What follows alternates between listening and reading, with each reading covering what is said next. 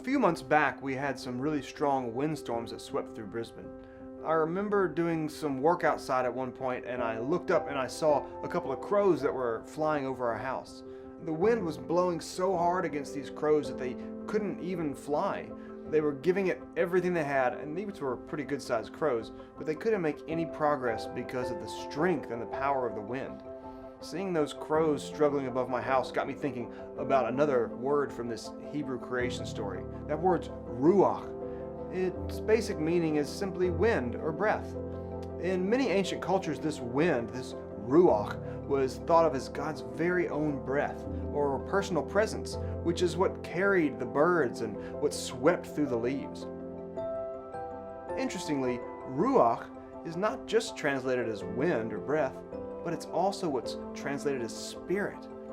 Ruach was not just seeing this powerful force out there blowing the trees, it's also the air that I'm breathing, the animating energy that's giving me life here and now.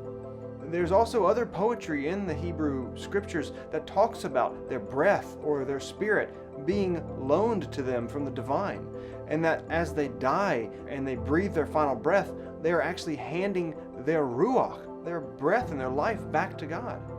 Life was seen as a gift, and that gift of life was being animated by the same force that gave life to all of creation.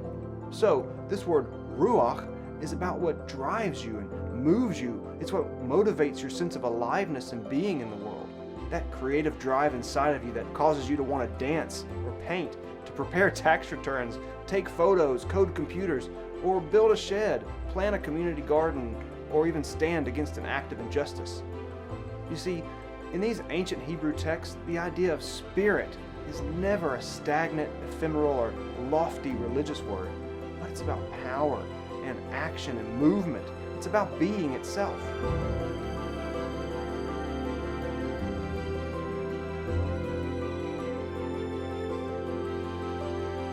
The spiritual life is not an object outside of ourselves like a jacket we can put on and take off. Instead, as the French philosopher Teilhard de Chardin said, a spiritual life is something that we are. The whole of our life is an act of spirit. So the question then isn't, do I want to have a spiritual life? Instead, it's, what kind of spiritual life am I going to live? In Hebrew thought, and still today, we can look around and see that there are multiple energies at work in the world and within ourselves.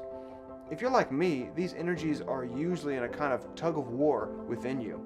We can talk about these two major energies or driving forces in a variety of ways. I like to use terms like true self and false self, or essence and ego. Ego, or as Paul might say, the flesh, is usually driven by a sense of fear and an internal narrative of scarcity that says there's actually not enough and that I need to cling and grasp to what I have. There's an obsessive fixation on self, and it doesn't matter what the cost is to others.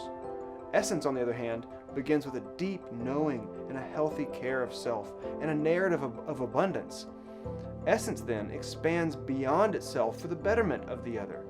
This energy is about movement and drive. It's about propelling you forward, bringing new life, and expanding beyond itself for the good of others. And that's what we see happening in this Hebrew creation story. God breathes ruach, this powerful wind, to separate the chaos waters, and then speaks into being beauty and goodness, creating a world full of potential that is beneficial for others. Just like those crows that were flying over my house, it's helpful to realize that there are real energies at work within us that can keep us from actually being who it is that we're created to be, our truest and our deepest self. It's so easy to get into a kind of autopilot and simply go the path of least resistance. The invitation then is to begin a practice of stepping outside of yourself as you go through your day and ask the question, what are the driving forces that are animating my activity right now? Am I being motivated by fear and grasping, or am I being driven by a motivation to build a better world for myself and others?